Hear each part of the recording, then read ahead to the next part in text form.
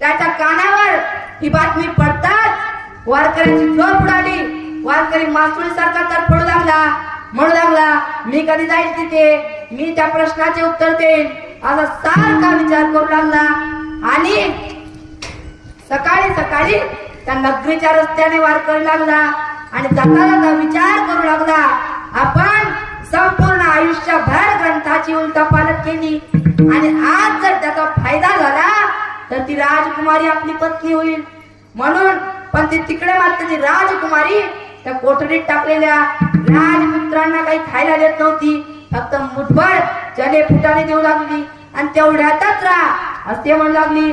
इकडे वारकरी दरकोस दर मुकाम करत करत त्या नगरीला पोहोचला आणि नेमका त्या राजाच्या राज दरबारात पोहोचला.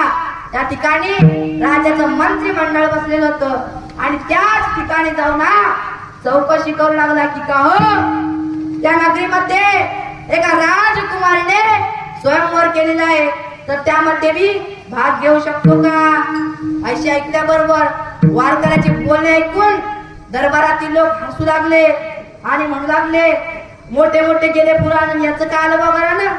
म्हणाले मोठ मोठे राजपुत्र येऊन गेले, त्यांना उत्तर देता आले नाही आणि हा काय उत्तर देणार?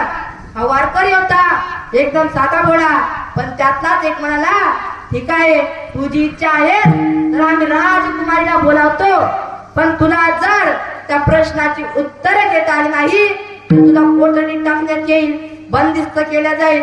वारकरी तयार झाला, सभा भरवण्यात आली आणि राजकुमारी आली आणि राजकुमारीने त्याला पहिला प्रश्न विचारला, सांग या जगात एक काय आहे? वारकऱ्याने सांगितले, एका झटकात सांगितले, या जगात एक ब्रह्म आहे. राजकुमारीने त्याला दुसरा प्रश्न विचारला, सांग या जगात दोन काय आहे? वारकऱ्याने सांगितले, या जगात दोन नर आणि नारी